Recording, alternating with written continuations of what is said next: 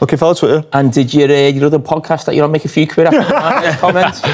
No comment. I didn't realise how many Argentinian friends I had till this week. I've had some shit off them, Jesus. But hey, look, that was my opinion. But, do you know what? What we said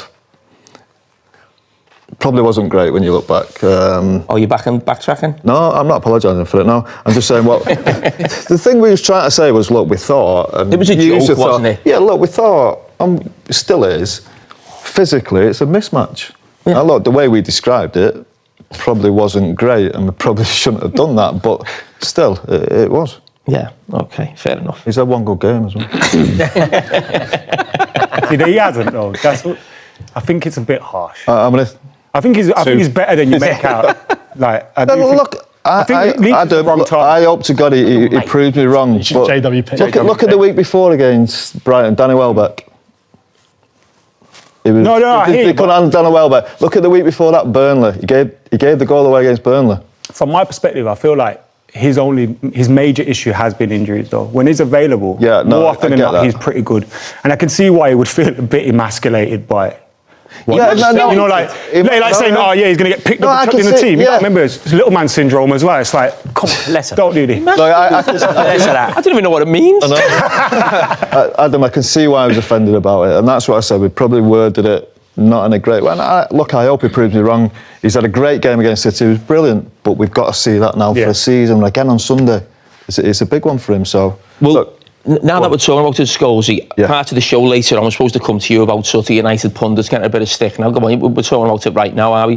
Where are we with it? I don't know. The way I looked at it was like, I saw it as two mates just having a laugh and a joke, but I think what they forget is that they're icons of the club, legends of the club, and what they say does reverberate around the world, especially if they're having a little dig or a little laugh about one of the players. And I can see why Lisandro Martinez, although I didn't get offended by it on his behalf, I can see why he would feel a certain type of way about it. But one of the things that I was thinking of it is, during your time at United, you did have the luxury of being very protected. Sir Alex Ferguson was almost like a mob boss. You couldn't, he protected his players. He made sure the media were kept in place. And this is a very, very different Manchester United, right? You could probably compare it more to England during your time, where there's toxicity and the media attention around the club is always a little bit crazy. Do you realise the impact of your words when you say them, or is it just me and my mate having a chat? I haven't really as much, probably since them comments.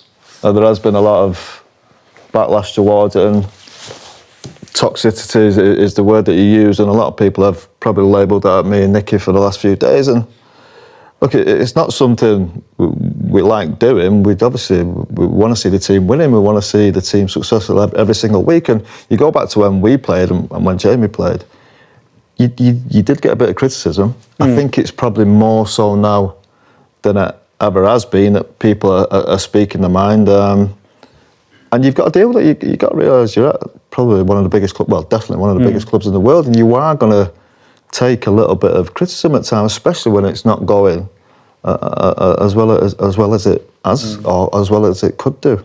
I think when you say, and it probably applies to myself as well a little bit with Liverpool, when you say, people say to you, yeah, but when you say it, it goes somewhere, or people are aware of it, but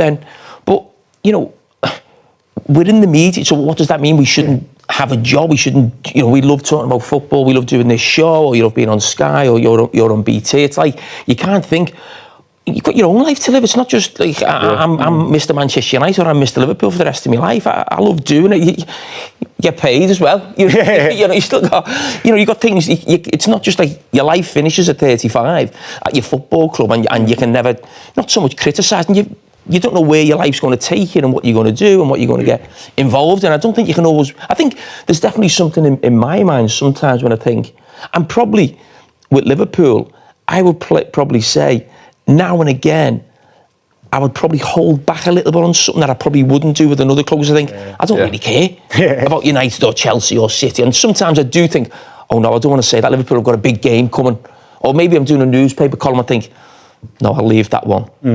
So there probably is a slight bias there. I do think in my own club sometimes, a little bit, but I don't think you can always be on every show you're on thinking, oh, I can't say that, I can't say that, I can't do that. There's No, because fans aren't stupid as well. Yeah, You know what I exactly. mean? Other people from other clubs aren't stupid.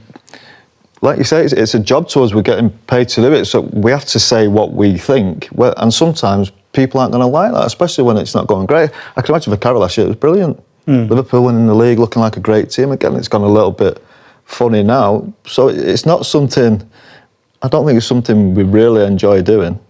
But it's, as Jamie said, it's our life now. That's what we have to do. Do you think it's a representation of sort of modern day football? So Adam said there, you know, Manchester United players were quite well protected when you were playing, and that could well be true. But footballers generally weren't. If you think about some of the stick that John Terry would hear when he was playing at Anfield, for example, if you think about what David Beckham went through I was just going to say that. after the World Cup, for example, players have always got it in the neck from fans and from pundits. It's always been a thing. Wasn't the headline of a national newspaper something along the lines of like 10 brave lions, one stupid boy? This is when newspapers were selling 5 million copies. Footballers have always been incredibly well paid. It's an incredibly desirable industry, but one of the pitfalls of the industry is that you will face criticism. Yeah, but now, in sometimes- your time, you didn't necessarily feel obliged to... Like, Lisandro Martinez was criticised, whether you think that's fair or unfair. That's just part and parcel of being a modern-day footballer, isn't it? Yeah, it is, and it was part of when we played as well. I'm sure we'll all remember bits that people say you do, but I don't think we ever came back and had a go at these people. I think the most important thing for players, they shouldn't care, really, what we think about Live in them, a bubble, though. what we say about them. Live in a bubble. They shouldn't be bothered. The only people they should be bothered about is the teammates, the staff, the fans. But I think that's because you're poor Scholes, you know what I mean? So when you say something, it does matter. What you say. I've never really seen it like that, Adam, to be honest. You wouldn't, 'cause you're a this bit week. humble, you know what I mean? Because of the amount of stuff that has been this week from what happened.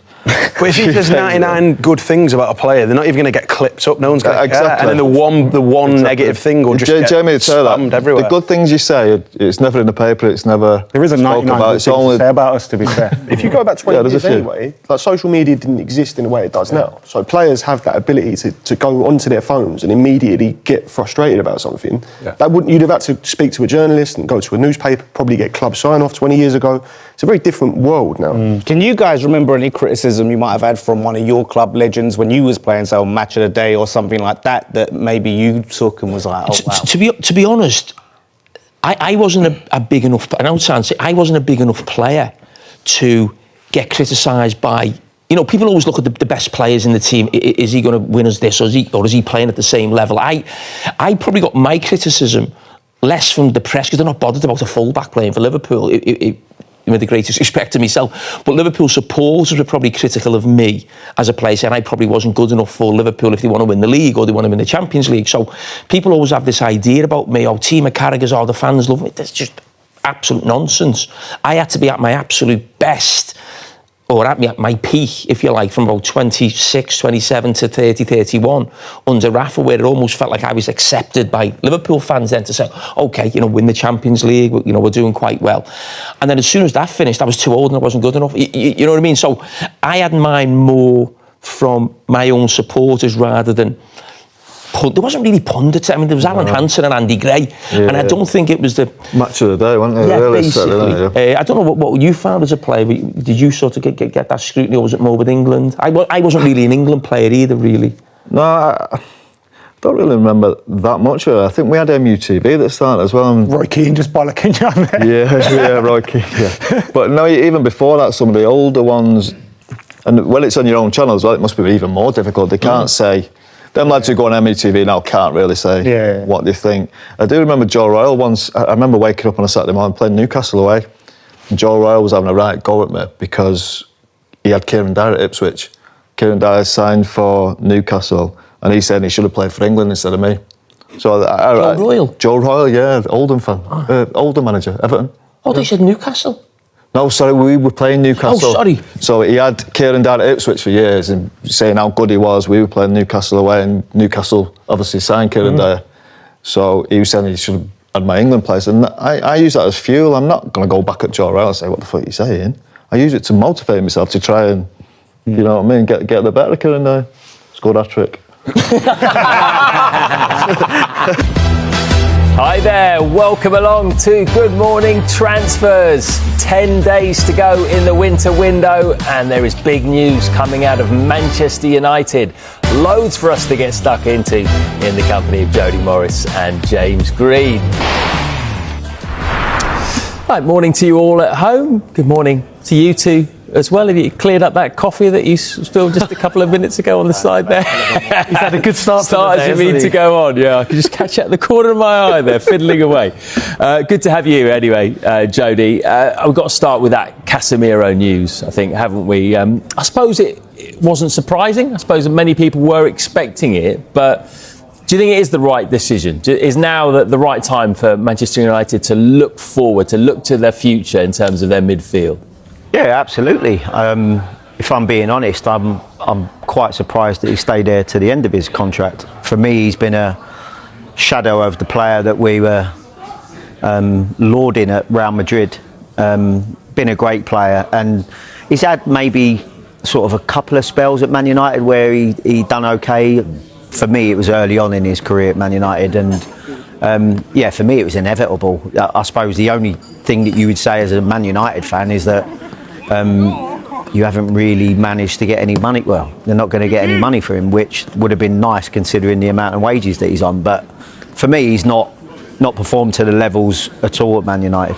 It was a big deal, wasn't it? It was like £70 million back in 2022, and wages north of £300,000 a week. It's quite a lot. And well, we thought it was big at the time, didn't we? Like for his age, changer. 70 million For a 28-year-old. Yeah, and then when you then hear the sort of wages that he was on, and James was right, but yeah, for me it was an astronomical size deal for someone of that age, and don't think he's really produced.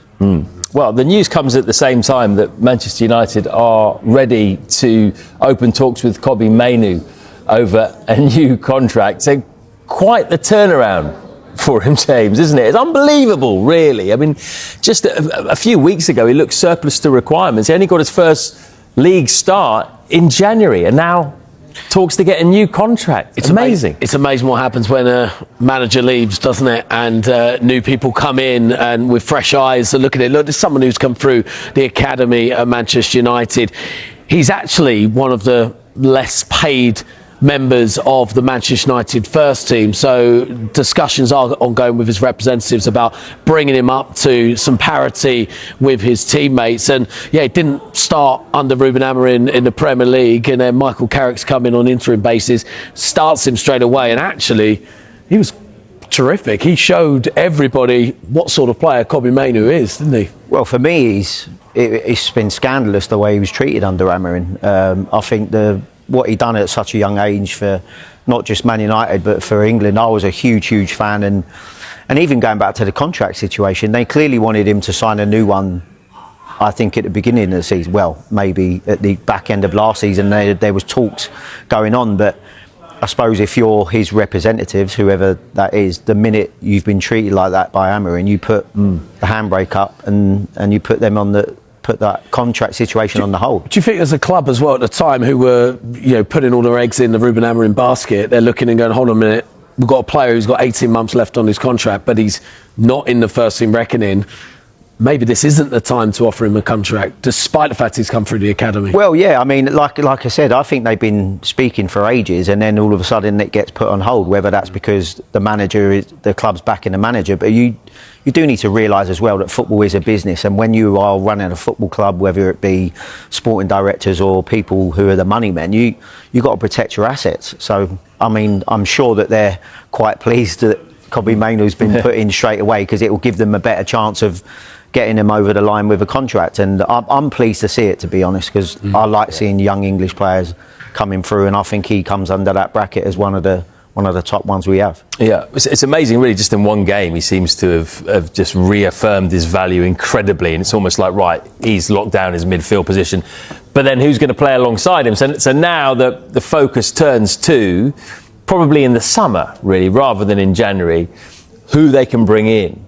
And there are three obvious options we've all been talking about: Anderson, Baliba and Wharton. Now, you've had a quick look at at those three and their numbers this Yeah, season? They're not all exactly the same, are they, in terms of midfield? Look, you can determine numbers in different ways, but we're going to have a look at them now on the screen. You'll just see some comparison between the three right now, and you see, look, Anderson's played a lot this season. The difference in successful passes is huge, actually. But Anderson's stats just match up so heavily. Carlos Baleba hasn't had a great season. It's, I think, pretty fair and obvious for everybody to see. He was fantastic last season, struggled a little bit this season. And remember, there was talk in the summer about a link of Manchester United interested in Carlos Baleba. Adam Wharton's an interesting one. Crystal Palace remain resolute that he's one for the future for them. They want to build the team around him. But Steve Parish has also spoken recently about the fact he knows he's an ambitious young player, and eventually at some point he'll want to play Champions League football. But he has a long contract at Crystal Palace. Anderson's got a long contract. Carlos Baleba's tied down at Brighton. Whichever one you pick, it's going to cost a lot of money in the summer. Who's going to be the cheapest, do you think, of those three? For me, I would say the cheapest probably. I think you'd be able to get Adam Wharton for cheaper than the other two. I think because of what happened with Moises Caicedo at Brighton and the value they put on him, and obviously the amount of money they recruit from Chelsea for that, I think they'll look at Carlos Baleba and go, well, hold on a minute, we see you as potentially being as good as Moises Caicedo, so we won't accept anything below, say, 100 million. Elliot Anderson, for me, has been terrific. For me, he's the standout option for Manchester United as a defensive midfielder. We've not just seen his impact at Nottingham Forest, we've seen his impact at England. And you mentioned about Kobbie Mainoo and the fact he was starting in that central midfield role before. Elliot Anderson's come in, perhaps surprising at the start when he came in. He hasn't put a foot wrong. He's been excellent, and he's been able to unleash Declan Rice further forward. For me, it's Elliot Anderson. I think he's probably in the middle of Wharton and Baleba in terms of how much he'll cost. Yeah. Do you agree with that? If you take the cost out of it, say they all cost the same, which of those three would you pick to play alongside Kobbie Mainoo in the midfield? I agree with James. I just think Elliot Anderson's head and shoulders above the other two at the moment. I think his growth as a player, I also think, I know he comes under the bracket as a defensive midfielder, but I think he can play as an 8 as well. I think he shows that he's got not only ability to link the play and take it off the centre halves, and you see with the amount of passes he makes. I mean, I made a comment when they played City that for me, Elliot Anderson looked more like a City player than Gonzalez did when they played against each other. But I think he can do both roles. So if there was an opportunity to obviously go in a big club like Man United, I think you'd look to take it. But if I'm being honest, I think there'll be other takers for Elliot Anderson, which might be further forward than Man United are. It's a historic Premier League rivalry. We can't wait for this one on Super Sunday. Arsenal and Manchester United renew hostilities. Right at the start of the Premier League in 1992-93, it was United who were the dominant force under Sir Alex Ferguson. And here we have got both sides Premier League finishes since the start of the Premier League. We have got Arsenal, you can follow them in the red. Manchester United are in the black. Now, as we mentioned, United were top of the tree most of the time anyway at the start of the Premier League under Sir Alex Ferguson. But then in 97-98, someone came along called Arsene Wenger. And that rivalry really became one of the most bitter in the division. United and Arsenal swapping places at the top of the Premier League, first and second. In the mid-2000s, that's when things started to change a little bit. The arrival of someone called Jose Mourinho meant that Arsenal were left behind a little bit, and it was United and Chelsea fighting for things at the top of the table. And then my lines get a bit squiggly, and it's because both sides lost long-serving managers. You might know what happens here to Manchester United. Sir Alex Ferguson leaves. And then a little bit later on here, we've got Arsene Wenger leaving Arsenal. Arsenal have been in a little bit of pain since Arsene Wenger left, but none more than really Manchester United. Ruben Amorim has that league finish down there. But as we head towards 25-26 this season, it's Arsenal at the summit and Manchester United's line is on the rise. How will the season finish? Michael Carrick, we mentioned it earlier, he has an impressive CV, having gone unbeaten against Unai Emery, Thomas Tuchel, Pep Guardiola and Mikel Arteta, and they beat Arsenal at Old Trafford in his first spell as interim in 2021.